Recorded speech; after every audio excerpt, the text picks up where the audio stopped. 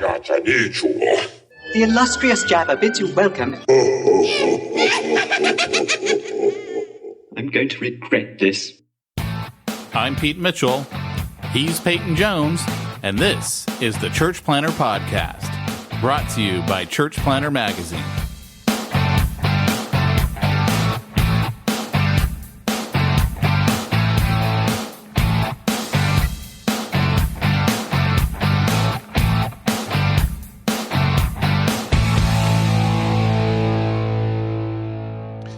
Hey, Church Planner, this is Pete Mitchell.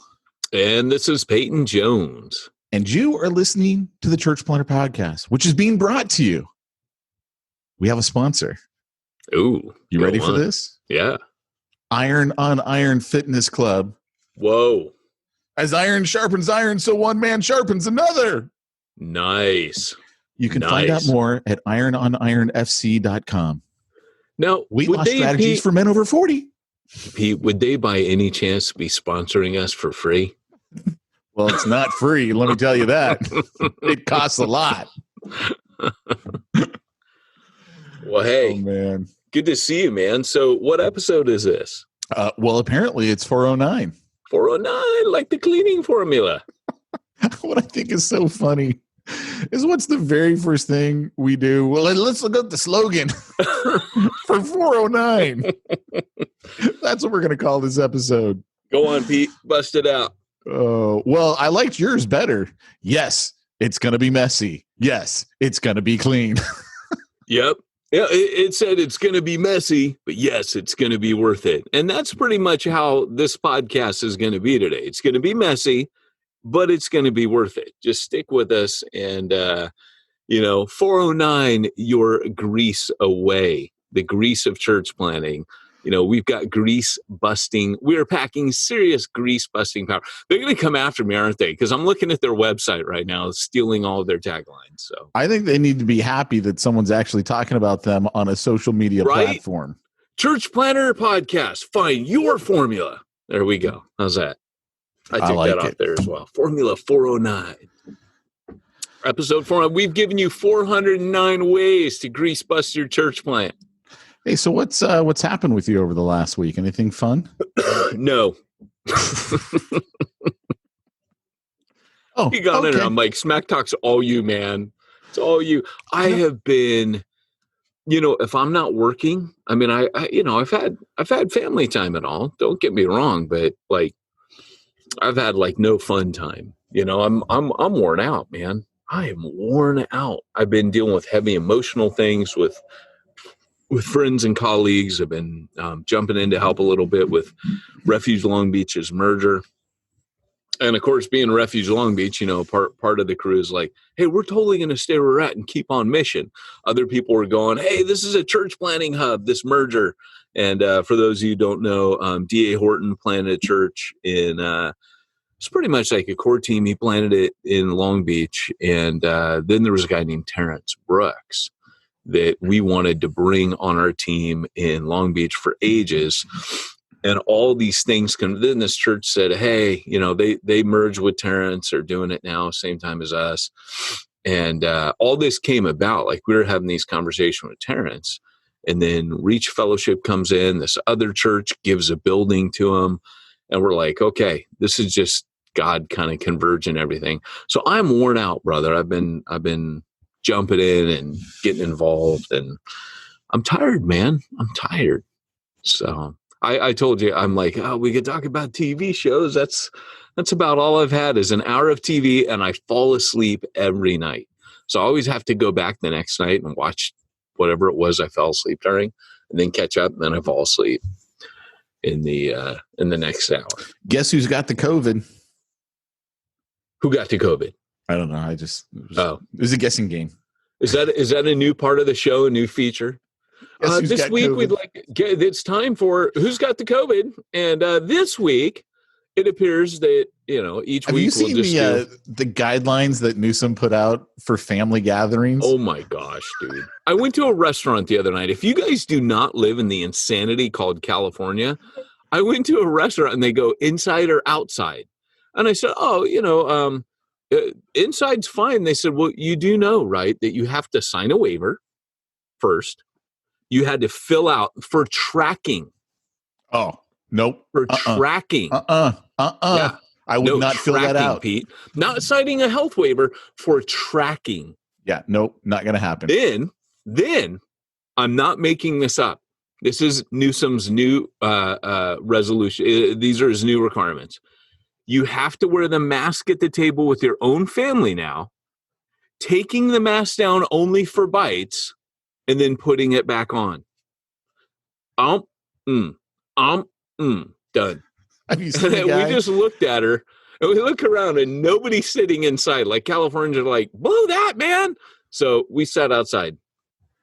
Have you seen the guy who made a mask? He's got 2 paper masks, and when he's got his mouth closed, yes, it looks like it's a mask, and then he opens it. Opens his mouth. That obviously was invented in California in response to these ridiculous. Oh, man. I tell you, I just keep looking at Jamie, and I go, we have to leave the state. Like, I just feel that if I keep saying that to her, she'll finally come around and let us leave. Because I can't stand it here. It's just, yeah.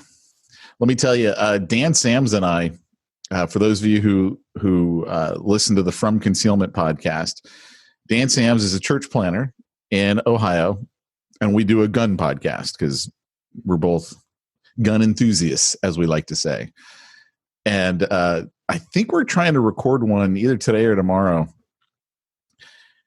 And we have got so much to go off on because California is trying to impose its values on the rest of the states by suing the ATF. And like, California's laws are unconstitutional, and now they're going to try and take it nationwide. I mean, they're not even using the judicial process anymore the way that it's supposed to be. Yeah. No, it's crazy, man. We live in a time where all the rules have just gone out the window. I mean, it's weird. But, I think it comes back to the narcissism of society that we've bred in America. We've bred a narcissistic society. So the rules don't apply to me. They don't apply to you. You do what you want. And so with that, when that hits a corporate level, I'll never forget Martin Lloyd-Jones. He was preaching during World War II. Lloyd-Jones, those are good days when I used to sit in Westminster Chapel and listen to him preach. No, I'm teasing. I said that like as if I were there. But at one time I could say have read everything that's been published by Lloyd-Jones. I would just suck it up through a straw. And there was one time he was preaching about sin. And it was during World War II. And he made the point, that corporately and privately sin looks the same. He said, we went to war with Hitler because he saw a country and said, I want that country. It's mine. And he gave in to the lust. And he goes, but how is that any different? That's what's in the human heart. He says, what causes fights and wars among you? And James, is it not your evil desires? He goes on a personal level. It's the same as on a corporate level. And so when sin hits a corporate, that's where war comes from. Right? You want what someone else has, yada, yada. But he said, isn't that the case? What Hitler's done with Poland and other countries is no different than what a man does who's married, who looks at someone else and says, I will have that woman too. He says it's sin in the heart. It's lust. You're not content with what you already own. And that's what's the deal with, I think, what we're seeing is the outworking of society of narcissism, that the reason why everybody is lying and stealing and cheating, the amount of cheating and dishonesty, now that everybody has cameras everywhere to catch everything, it's just stuff that's been going on. But I do think there's a narcissism in modern life that was not there. That's fueled by TV and TV shows that Andrew and I will sometimes watch things and turn over and go, they're actually, like, I was waiting for the punchline. Like, I was waiting to show that was morally bankrupt and that's a character flaw. But they're actually saying, no, this is cool. Check out, this person is this bad to the bone that they act like this. And it's not seen as a character flaw. And as soon as you have that, look out, man. So what you're saying there is same thing. yeah, your freedoms, your opinions, your views don't matter. We're going to run roughshod over all that. That's what sin does. Yeah. Yep. Fun times ahead. I worry for my kids, man. I really worry for my kids. Yeah. Yeah. Because all of this stuff is coming to a head, and this election is going to be crazy. I think November is going to be just an insane month. The worst thought for a parent, I think, when you're worrying about your kids in the future is that they're part of the problem and not the solution. That's what I worry about. I worry that my kids will be so influenced by. That's what I mean. Yeah. Yeah. That they're like, oh no, that they just get caught up and they begin to think that way as well. Because, you know, I'll listen, like I very carefully watch and monitor what's playing in my home. Like I'm very careful about the stuff coming through on the TV. Because there is very much an agenda to portray every adult as a moron and, you know, as an idiot, and kids as these kind of cynical, snide know-it-alls who are wiser than any adult around them. And again, that goes back to that whole agenda. Well, that really started with Dawson's Creek. So let's just throw you know, blame where it deserves Pete, to go. Look, you're out on a limb here, pal. It's 90210. If you really need to go back before dot, no, I'm just teasing. I'm proud to say I've never actually seen an episode. I think we own them. Actually, I think they're in the other room. I've never seen watched them. No. Yeah. Okay. So I don't normally say this, but it's come out on the podcast before. Gilmore Girls. I have watched the Gilmore Girls. I've watched Little House. Never watched that. I would. Oh my gosh! But I just want to know: did Luke end up with the girl or not? Why didn't they stop Lorelai from doing that?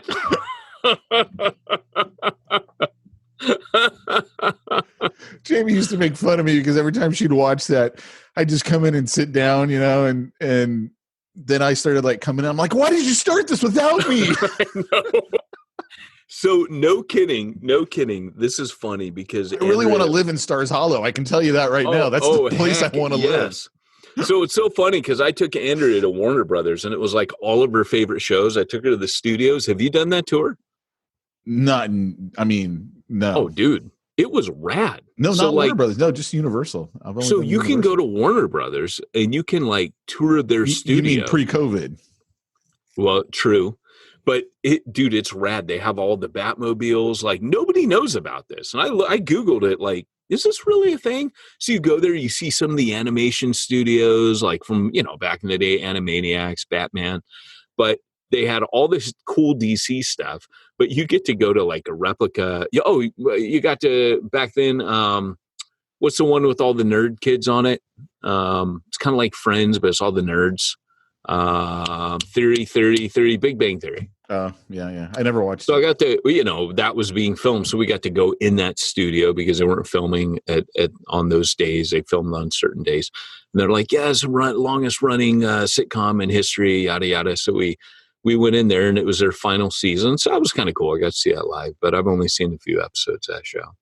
And then, you get to go to Stars Hollow and you're in Stars Hollow going, hold on.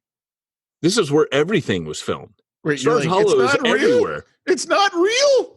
Dude, you're literally like in all these homes and they're like, yeah, this house is in this gazebo. And you're like, dude, this is everywhere America. And most of the things that they film are around the lot, like park benches, bus stops. It's all on their property in movies and TV shows. Dude, it's insane.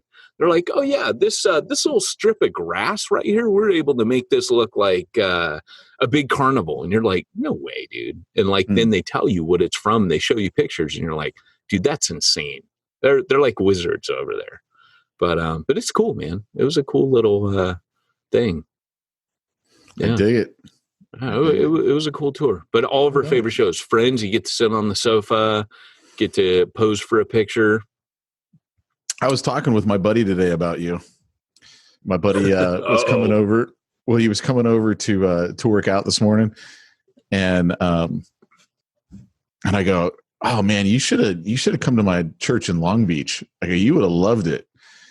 And so he's like, why? And I go, and I started telling him the stories. I'm like, we had a transsexual prostitute get into a knife fight in the middle of service with her John. We had a belligerent drunk guy 2 feet away from the pastor, just like in his face while he was trying to preach. Like we had a pit bull by the Sunday school teacher. I'm like, it was lit. Yeah. It was crazy days, man. Oh, it was insane. And then I told him the structure of it. I go, each table, there would be a discussion time. So, there'd be a little bit of talking, and then it's like, okay, here's the question. Now discuss this at the table. And he goes, I would love church like that. Yeah. He goes, I would get way more out of that than just sitting there and listen to a guy. He goes, honestly, I don't need to hear any preaching. I don't mean to sound all arrogant, but I've heard it all before. And I'm like, because that's a typical person who's grown up in the church, what they would think. So that's good, man. And that, I don't know if you saw, I posted it was a bit of a book ad, I guess. In fact, one of the guys in this Facebook group, Southern Baptist, there's tons of trolls in there. One guy, he goes, oh, this sounds more like a book ad than concern for the future of the church. And I'm thinking, well, I wrote the book out of concern. I'm not going to answer, like, you don't feed the trolls, right? But the whole thing is I wrote this article about it, and I said the reason why when we shifted from analog service to digital service, and then from digital to outdoor now, the reason that we haven't seen the numbers come back is when we shifted to digital. I warned, you can go back. I said, this changes everything, because as soon as people figure out that all they were doing was watching a show, they'll realize they don't have to come. And once they realize that, they're not going to. Right. I mean, why would they? Why spend the gas money? Why the penny dropped for society that this is like watching TV, because I stream everything now. It's like watching YouTube.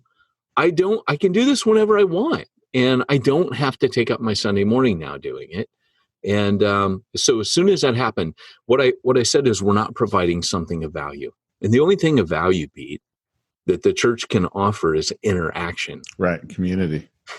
So until that's there, we're not going to see a return. And so I've got a mini course that's going to drop in as the book comes out. It'll help, hopefully, get draw people into wanting to buy the textbook, because it was actually a whole chapter that didn't make it in that I was really torn. Like, this chapter should really, this is kind of a key, but I replaced it instead with 2 chapters on how to do interactive church. But they're on the cogs, which were the things that we did in the midweek, which were missional. And, but yeah, I mean, I have 2 whole chapters in a 20-book textbook all about how to interact in church. Actually in church and out of church. I actually talk about how to do it in public space, like open mic nights in a coffee house, or, open forums, or, in the open air or whatever. I talk all about how you would do that, or on a university campus, all things which I've done. And then I have one that's like, okay, what does church look like when you do this? And it's that important to me to spend 1/10 of my book dedicating it to interaction. And then to have another whole chapter that was huge. It was actually 2 more chapters on what I would call COGS, which are communities of grace, micro churches. We were doing that before it was cool. But doing missional COGS. Hey, did you see that text that I sent you, the snapshot from Brandon Brooks? No. I texted it to you. Oh, let me look. I texted it to you a while ago. Oh, did you? So he said, happy belated for my birthday. And it's a picture of a guy getting a tattoo. And it says Islands, like he's getting the Islands logo tattooed. And then right underneath that, NRA. I did not get this. I was like, where is this? Oh, I have not seen this. I had to have sent it to you. I took a snapshot of it. Oh my gosh, that's funny. It was the last thing I sent to you. No, I've not seen that. I put true fan of the podcast. Oh man, I haven't seen it. I don't even know. I might have already deleted the snapshot. So I was I'll give a shout out to Michael Kell, who works for NAM. He was he was saying, "Hey, does anyone know a hypoallergenic dog that, you know?" And I just threw out Doberman, and he threw me back some lines from the podcast. And I was like, "You care? You listen to our show." Dude, we have to get a dog so bad. Like, Dude, Doberman, I'm telling you. well, the problem is I don't want to spend Doberman money. Yeah, I guess.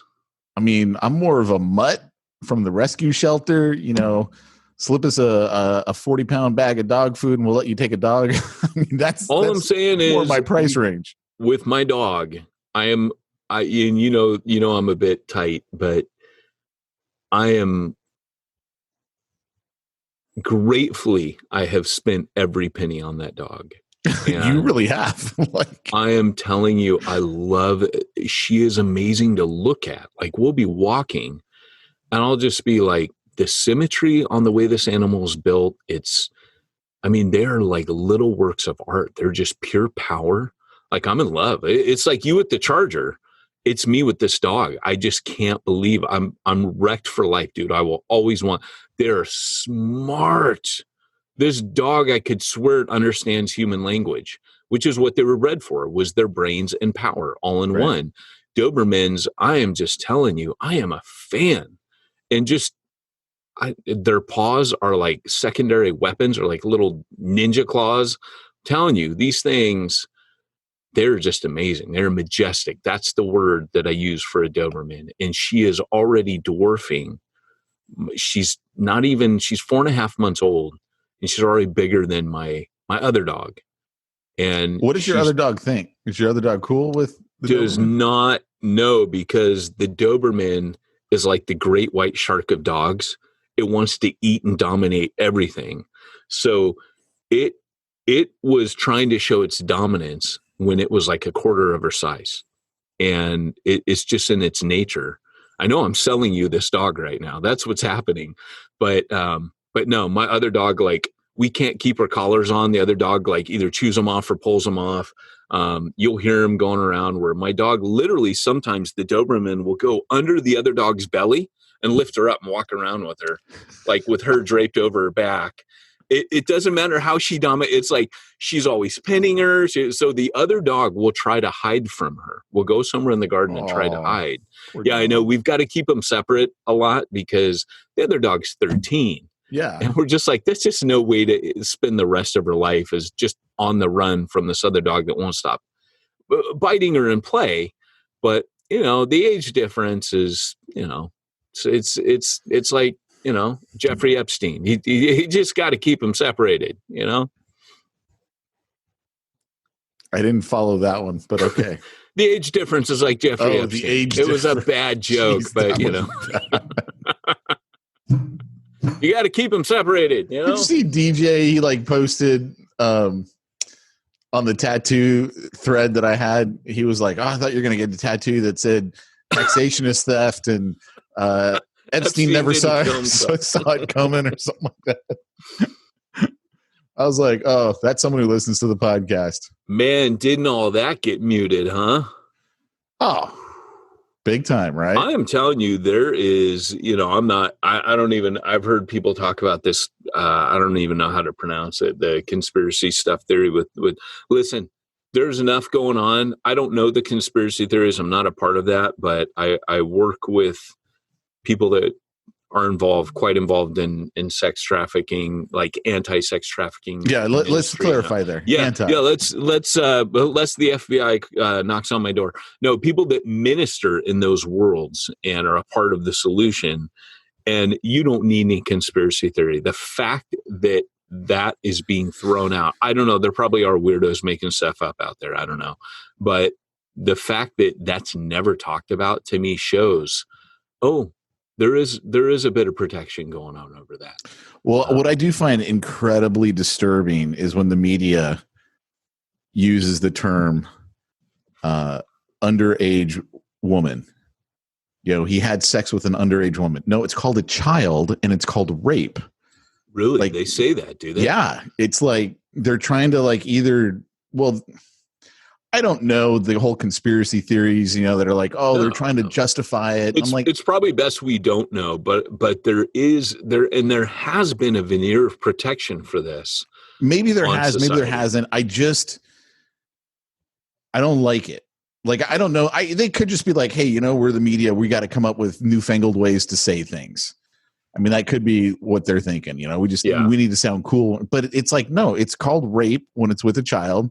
Yes. And it's called a child when they're under the age of 18. If you guys get a chance, let's use the term. If you guys get a chance, listen to the interview I did on Exponential. I do a show. It comes out on Mondays. It's a Monday live webinar at 11 a.m. Pacific. If you go to multiplication.org, you can check it out. Look, I'm not saying it because we need numbers over there. I'm just saying I interviewed the guy who co-founded the network I run. Can you plug our show like the way you're plugging theirs right now? I think I will, actually. Because that would be really helpful for us. I think I will. But the guy I planted or started the New Breed Network with the network I run was a guy named Di Hankey. I mean, it's like if you've ever seen Lock, Stock, and Two Smoking Barrels or Snatch, that he's one of those dudes. He's straight out of there, right? Rough urban inner city guy, rapper, MC, DJ, church planner extraordinaire, just an amazing dude. But he started up a coffee company called Manumet. So get this. Remember when we did Jump School, those films? Yep. I knew you when I was flying over there, making the films, coming back. And when we made those, the guy who was one of our church planners in our network, he actually went from making safety videos to that was his first foray into, hey, I could do something a little more elaborate. So we made those.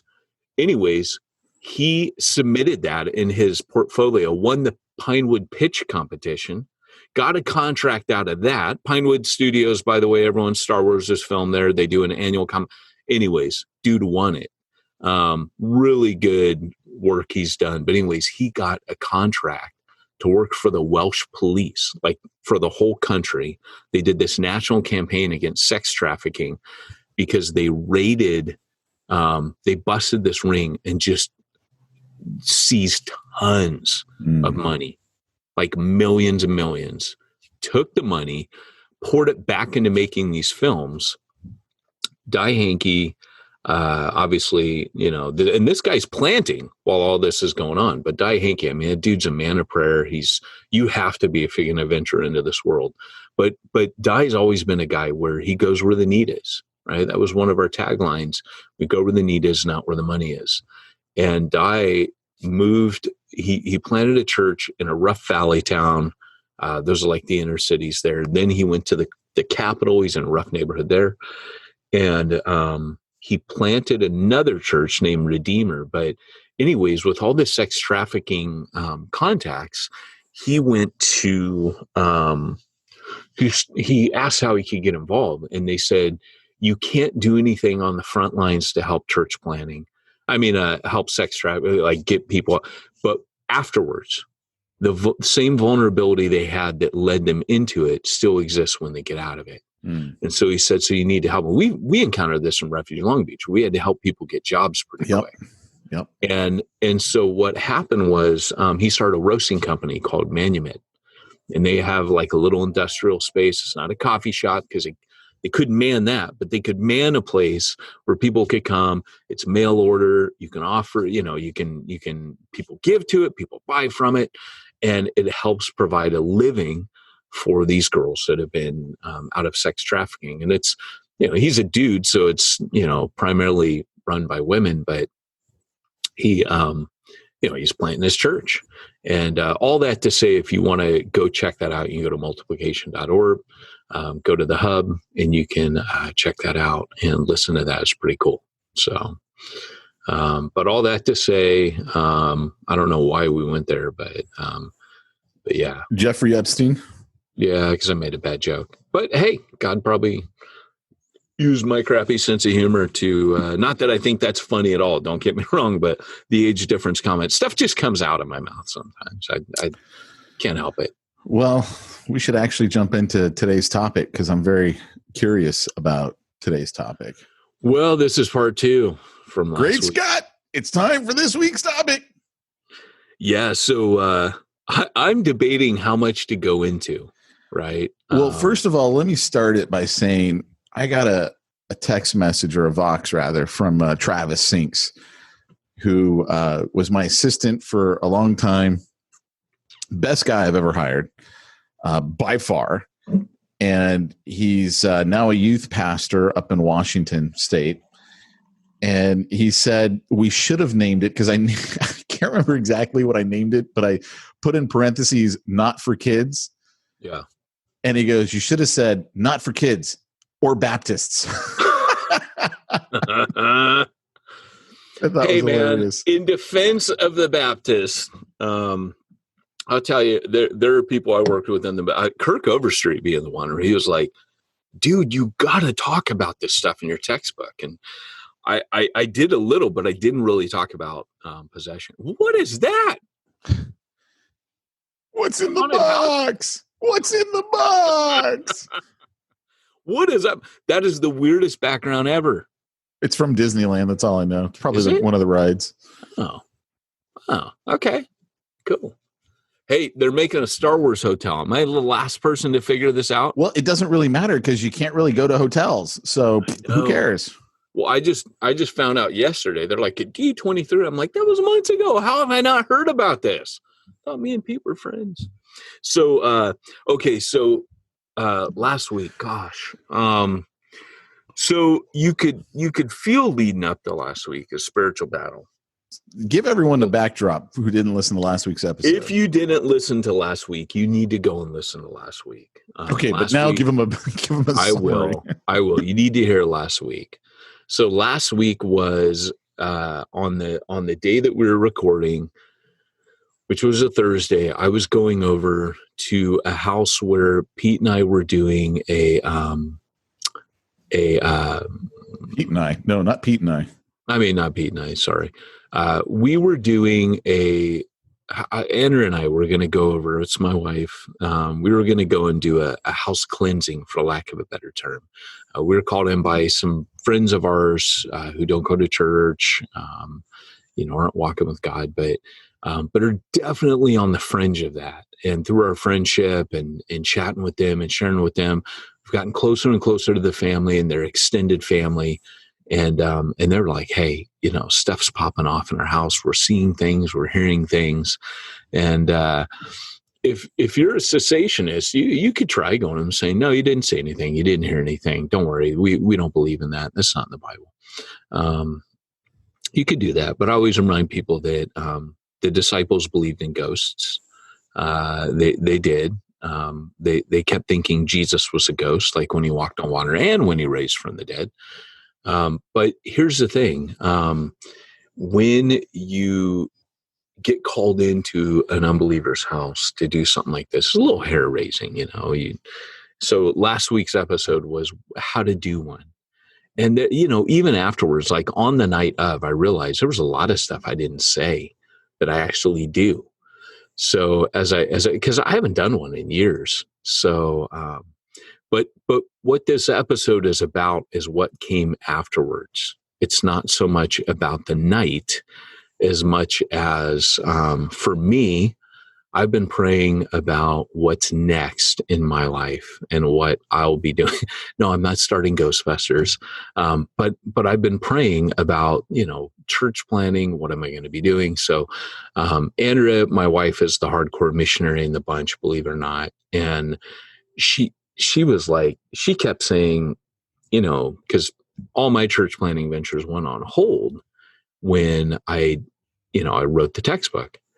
And she kept saying, whatever we do, it's got to be born out of mission.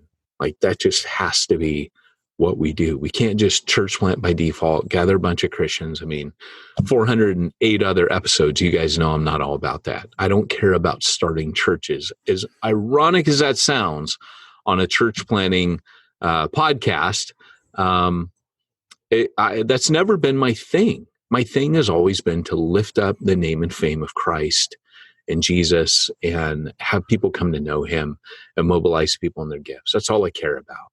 In fact, when you get my textbook, you'll see that each one of the APEST leaders has a different drive.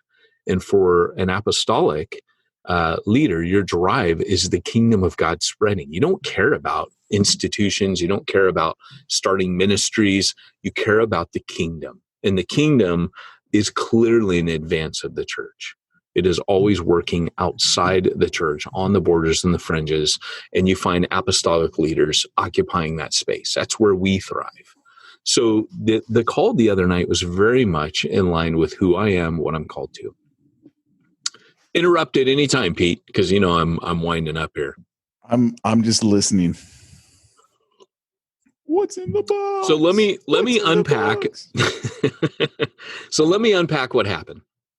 So we get there, and obviously when you go into these, you're nervous because you don't know what's going to happen. But my personality is I joke about everything. So I get there, and I'm giving them hugs and hey, what's up? And did you bring the floating dolphin? That's the real question. Yes. Do not let this distract you. This will be flying around while we do this. Pete and I had a flying dolphin for Church Planter magazine. We used to float it exponential. I don't think I told Todd about that. Now that I work for Exponential, I need to actually tell them about that. That would be funny. Yeah. I should tell them that I floated that. And then I should apologize. Because I tell you what, now that I work with Exponential, he would think it was hilarious that we did that. Right. He would find that funny. So anyways, so I get in there, and the first thing, I'm thinking, because I know for a fact they're nervous. If I am nervous, they're nervous. So when I get there, picture yourself, you don't go to church, and the preacher man's coming over, and there's going to be a throwdown, right? With whatever's appearing in your house, talking to you, there's going to be a throwdown. So they've seen TV. You know what they're thinking, right? I know what they're thinking. They're thinking I'm going to be in there shouting and screaming and throwing things. And, and so the first thing I tell them is, hey, the power of Christ compels you. The power of Christ compels you. Yeah, they think I'm going to be throwing things all over their walls. And, and so I tell them, I say, hey, you should come over with a lamb sometime, just a live lamb on a leash, and be like, we're going to need this for later. I need to come with like a suitcase, like on Ghostbusters, one of these two suitcases, one in each hand, like big old behemoths. Start pulling out like these giant crucifixes and like incense sensors, Dude, you should buy some replica of the Ghostbuster equipment and like pull those out of the suitcase. They have that little thing where you trap all the little ghosts, throw that down. Remember the thing that Egon has and he's holding, and it's got the lights going. Oh, that would be so great. That would lighten the mood. But you watch these shows, right? Like the ghost hunter shows, and they bring all these big like Pelican cases in with like all this crap, and like I just show up with a Bible. I'm like, hey guys, look, and I tell them, I said, look, first thing I want you to do is relax a little bit. I said, whenever you do a house cleansing, I said, things can happen. I said, generally, these are fairly tame, but I don't want to tell them you may get attacked and something happened. I'll just say that right now at the outset, something did happen. There were 2 attacks during it, but I'm trying to relax them. I don't want them going into it freaked out. But I'm trying to mitigate. There's no train. That's just a ghost train. So anyway, so what happened was I start off and I say, hey, look, I want you, and what I say is, look, I'm not going to be yelling. There's not going to be flecks of spit flying out of my mouth. Your neighbors aren't going to hear us and call the police. I said, look, this is going to be pretty tame because there's not going to be a bunch of theatrics. It's not going to be a high amount of drama. But I said, but I do need to prepare you that although generally these things are tame, you will feel things, you will experience things, and you may actually hear voices while we're doing it. And they kind of, I could see their eyes get big, but they're already hearing voices and seeing things. So, or I wouldn't be there, right? So I said, but there will be a battle going on, but I want to tell you at the outset tonight that the one who always wins this battle is with us, right? Not with the other side. We will win this battle tonight. He will win this battle. And I said, so before we start, what I want you all to do, and I just gave them almost like a mini gospel. And I said, I just want you all to surrender yourselves to God right now. And I'm going to take a few minutes. We're just going to be quiet. I want you to talk to him. And I want you to tell him that you're going to surrender to him. Because I said, what will happen tonight is when I'm gone, it's like bringing in a bodyguard, right? When the bodyguard's around, you don't mess with people. But when the bodyguard leaves, I go, this is not my house. This is your house. And because of that, there's going to be times that I'm going to ask you to say things. I'm going to ask you to declare things. I'm going to ask you to read things. And I'm going to ask you to tell things to leave. It's your house, but you need to be submitted to God. So I gave him those few minutes, and then we began. And there were two hot spots where the voices are heard. Which, by the way, how like, does someone in that situation, do they genuinely surrender to God? Or is it like, okay, well, Pastor Boy's telling me to say some, words to God, I should do that. I mean, what goes on in someone's head? I have no idea. There's been an internal dialogue with this family for quite a while. And you got to remember, they asked me, and they've been talking to me about, hey, what's baptism mean? And, so there's already, they go to the Christian school that my daughter goes to, right? These are parents that wanted their kid to have a better shot or a better chance or protect her in some way. They've got a Catholic background, but they're they don't go. And, so there's a foundation, there's roots there, like most people. Excuse me. Most people in America have a background. Oh, by the way, first thing that happened that night is my chest started to tighten and I started being unable to speak. So first thing I'm going to tell you. Second, I started talking and giving this talk, I asked them, hey, can I have a glass of water? And I remember last time we were talking, I think I started praying because my throat started getting attacked. So, like I said to you, it's been a rough week this week. There's been a lot of attack, but this is no joke. Like, this stuff is no joke. Even though we joke around a lot, you got to know about me. I was a firefighter. I was an RN. I've seen people die. I've done a lot of hardcore front end things with death. You develop a very dark sense of humor as a result of that. And in ministry, it's the same. So as Pete and I are joking around and goofing off, some of that's coping mechanism. So the first thing, I asked for some water, and I told him straight up, hey, and I think some of this is right now, but I said, hey, the first thing I need to let you know is as my throat is closing up right now, my airways closing up, this is part of it. This is part of the attack that's happening because I started wheezing like I am right now. So if you're listening to this, you're watching some of it happening right now because Satan does not want, it's called the occult for a reason. He wants us hidden in darkness. But so that was the first thing. I forgot all about that. So, I'm getting water and then we pray and it goes away. Okay. So first thing is we pray and I pray, and then we go back to the hot spot where the apparition appears. And as we go back to that spot, I can feel it. I can feel it in the room.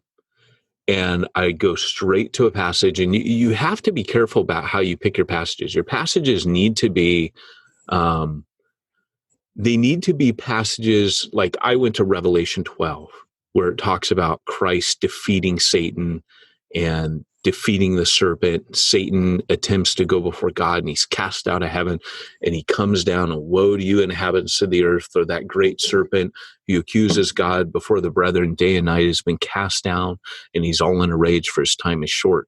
And so I read that out, and you can feel like a sense of victory. in the room, but you can also feel like this pushback, this anger, and it wasn't gone. Like I could feel that. And, I'm putting oil over every doorway in the name of the Father, the Son, the Holy Spirit. I pray, I read that scripture. When I pray against these things, I get a prophetic, like, I don't know how to describe it, but there's like, like there's a fight or flight in the natural. Sure. There's something like that in the spiritual realm, that when you're actually doing that kind of praying, it's like an intercessory spiritual warfare kind of prayer.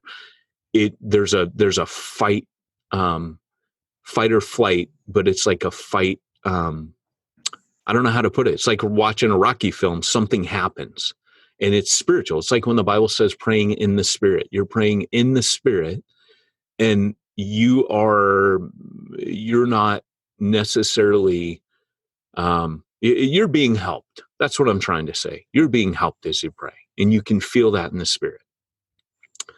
So we leave that room, we go to the little girl's room, and there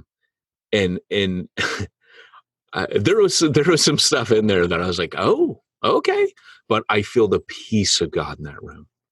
And in fact, at the end of the night, she asks me, she's 11, did you feel anything in my room? And I said, I felt peace in your room. I felt God in your room, which was absolutely, we walked into that room and I could feel God there. She's one of the reasons I think God is in that room and in that house and has brought us in. Like, I just felt this sense of she was precious to him, that he loved her. So I read Psalm 23, which I've never done in a house cleansing or exorcism. But prophetically, I felt that was a scripture need to be read. But I didn't share at that time. I felt peace. I didn't, but I prayed into that. And then we go into the next room, which is like a workout room. And my wife is somewhat prophetic. So I have her pray into that, and she prays into that. And she gets a word while she's in there, and she shares that word. Then, and about the importance of that room. And then we go into the center of the house.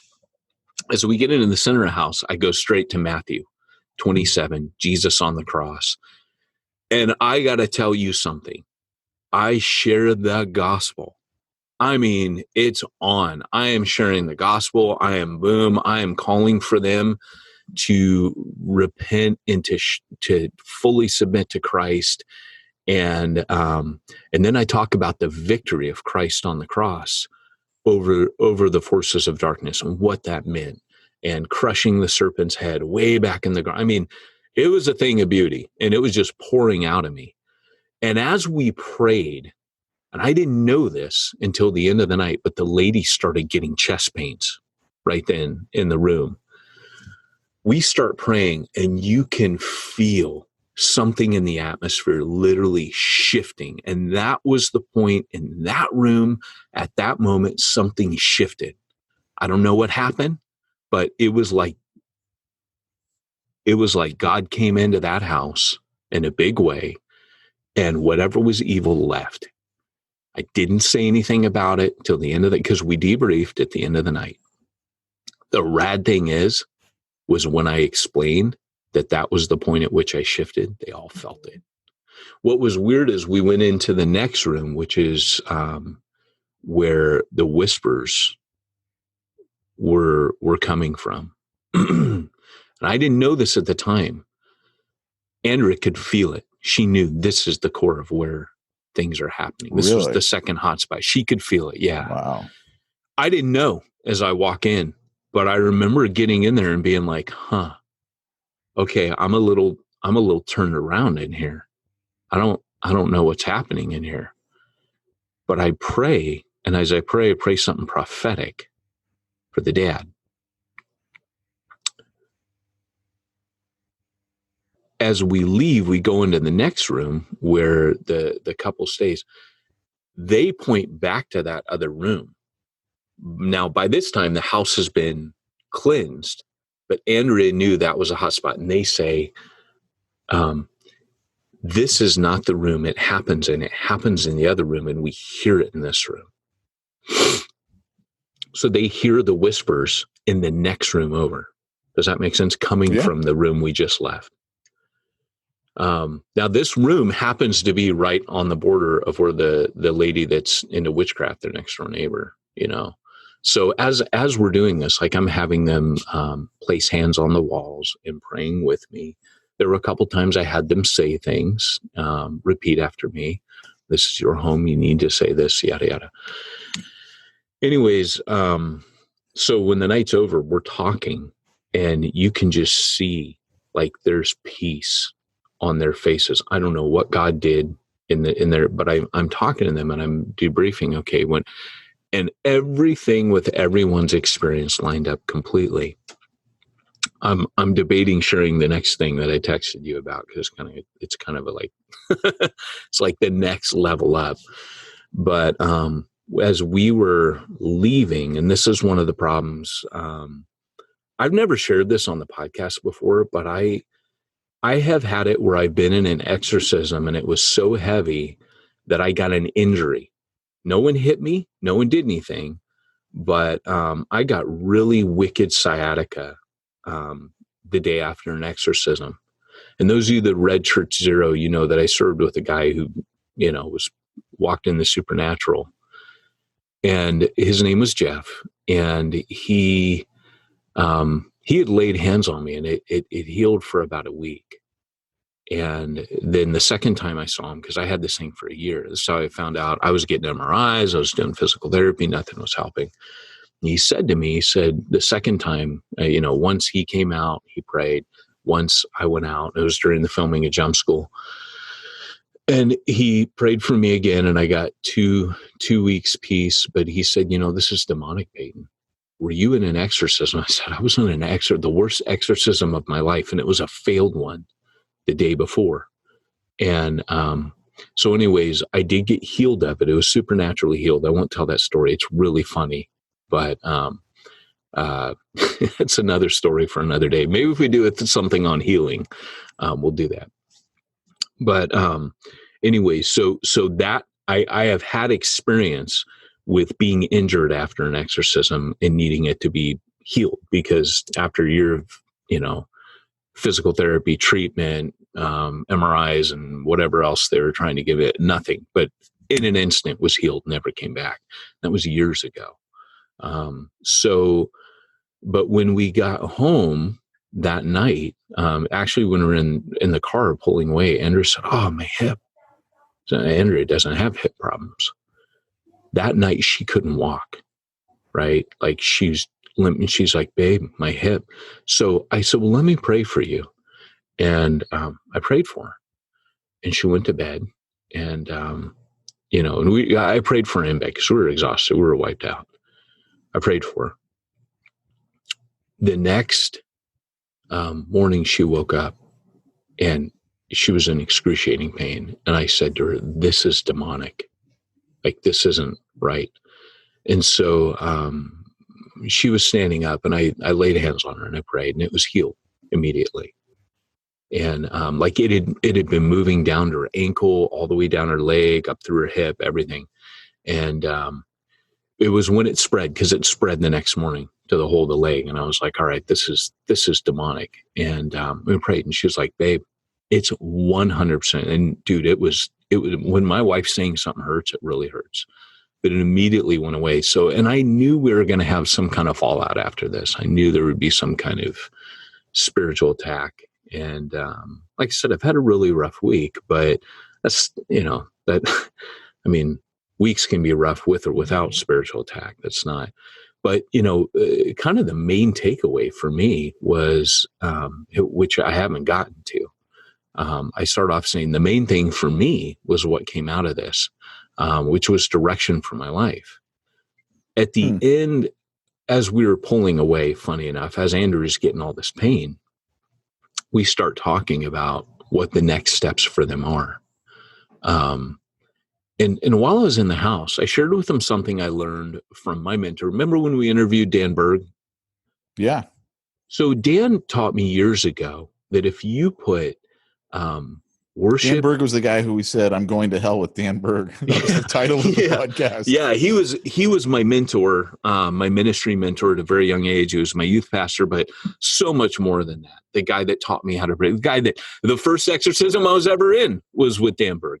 But Dan taught me years ago that to fight spiritual warfare, he goes, you always have either the teaching of the Word of God or worship music playing in your house. If you're in an intense time of spiritual warfare, you keep the proclamation of Christ being preached at all times in your app. Like you just have Christ being proclaimed.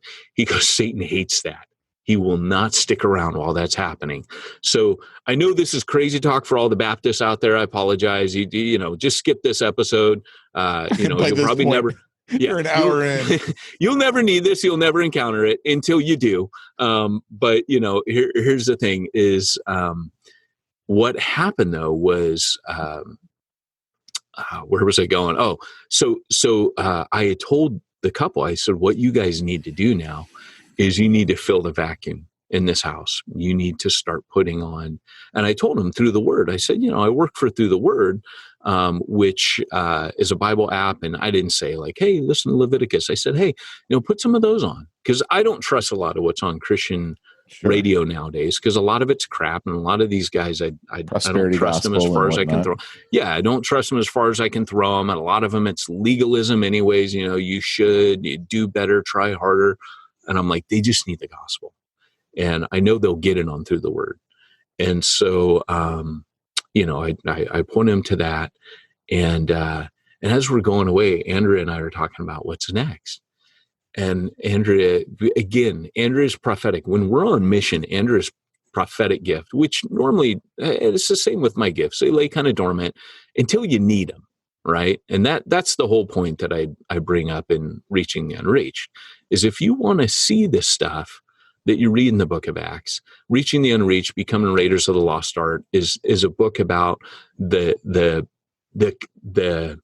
combined power of mission, the combining of mission and power in the scripture, how those and in my textbook in church plan, I really outline this. Like I go full bore, like demonstrating all these scriptures that show mission and power go together. But that was the premise of the whole book of Reaching the Unreached. But Andrew's prophetic gift kicks into high drive in these situations. And she said, babe, we're going to end up starting a Bible study in their house. And it was like the Matrix, dude. Everything was downloaded into my head. That if I do one, like all of a sudden I can see it. We're planting not a church, because I know it sounds weird, but I'm never out to plant a church, right? I was asked to plant a church in Refuge Long Beach, so I did because Bill asked me. But really, that's not how I operate. I start things that have to do with non-believers coming to know Jesus, and churches happen out of that. But here, all of a sudden, I could see it. It's not a church plant in my house with my people and the people I'm collecting, trying to get them to come to something. It's literally them coming to know Jesus.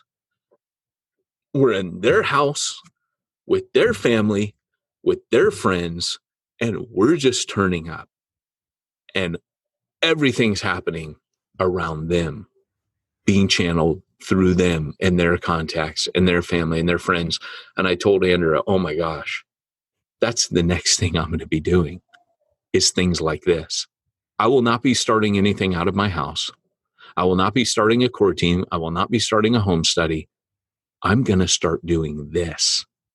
And if I start a network of micro churches, it's going to be complete with non-believers, true to style, true to what I've always done. It's going to start with unbelievers. And I might grab a few people here and there to come with us. But to me, it was like everything just finally clicked for me that's what I'll be doing. Mm. And, if you look at what Paul did, right, that is what Paul did. Whoever's house he was meeting in, there were no Christians. He was meeting in their homes. He was meeting in their public spaces with them. And the gospel was being contained. Jesus was Zacchaeus, right? What does he do? he goes to Zacchaeus' house for dinner. In fact, he tells him, I'm having dinner with you tonight, right? He invites himself over to dinner. And Matthew, naturally, because he's just found the grace of God, he invites all of his friends and his family to his own house to meet Jesus. And that is my new church planning strategy. That is what I will be doing now. I don't see myself ever running a church again. I don't see myself ever, but I could do this for the rest of my life and be pretty happy doing it and starting a bunch of these and perhaps bringing them together under central leadership. Sure, I could do that. But yeah, that's, so to me, it's basically more the house church network that Dan Sams runs. Yeah, pretty much. You know, and most of the time these start with Christians and you invite people to them. But to me, it's, again, this is something that just doesn't interest me. I know that sounds weird to say, but I really have no interest in starting a believer's home study that I invite lost people to. But this, like flipping it around the other way, I could do this. I could do this all day. That makes sense. You know, it's weird. This is Facebook Live. I probably should have said, we probably shouldn't Facebook Live this one today because it's a little bit kooky for people. I get that. I get that this one's going to be a little bit further out on a limb for some of you. And I can't apologize for it. It's just my experience, you know? So. Yeah, it's definitely not my experience. So put that in your podcast. I don't know what I would do if I was ever in that situation. I'd freak out. No, you know, you wouldn't. And, you know, you get thrown in the deep end. And when the power of God's there. He's merciful. Well, yeah, I mean, that's the really whole thing, is. right? Because it's not you. It's God. Yeah, it really is not you. Thank God it is not you. But I have encountered ones where, like, when the disciples go, Lord, we couldn't cast it out. And he goes, this kind comes out by prayer and fasting. I have had one of those. And I think I encountered one of those, my first one, but I think God was very merciful and just did it because we were a bunch of kids. So, you know, we're a bunch of high schoolers. Well, hey, that said, we're at the end. We're out of time, man. So this one went a little bit longer. I apologize for that.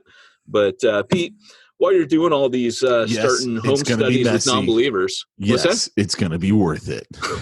It's going to be messy. It's going to be worth it.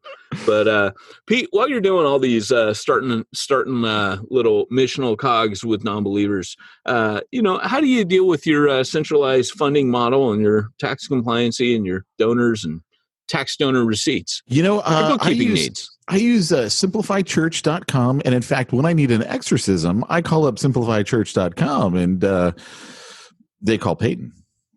You know, when you call them, they'll bring the big suitcases. They'll pull all the ghost-busting equipment. They'll have out. all the Ghostbuster equipment popping right out. Have you seen the trailer for the new Ghostbuster movie? No, I have not. Dude, I'm kind of looking forward to it. Oh, all right. I should go watch that post-haste. Yes. And next week on Smack Talk, we need to talk about Raised by Wolves. So you know what you got to do this week. What do? I got to harass HBO Max and go, Pete's where's my HBO Raised by Max Wolves? app is busted. It's not showing him new shows. So I don't know, man. Maybe they need an updated credit card or something. I don't know. But hey, this has been, yeah, but we got to talk for multiple reasons about that show. And I want to give a special shout out to A. David and say thank you, who posted Raised by Wolves. If you know, then you know.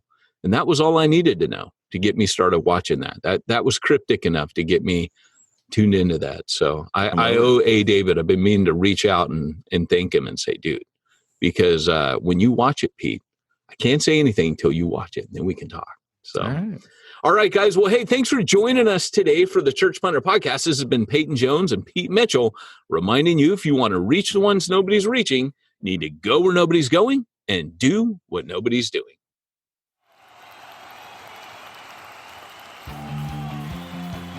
Thanks for joining us for another weekly episode of the Church Planter Podcast with Pete Mitchell and Peyton Jones. We'd love to hear your comments on this episode of the Church Planter Podcast. Visit us online and let us know what you thought at churchplanterpodcast.com. If you subscribe to us via iTunes and have enjoyed the podcast, leave us a positive review. The more positive reviews we receive in iTunes, the more iTunes will promote us to other church planners who would benefit from this show. This podcast is brought to you by the Church Planner Magazine, which is available in the iTunes newsstand or online via churchplannermagazine.com.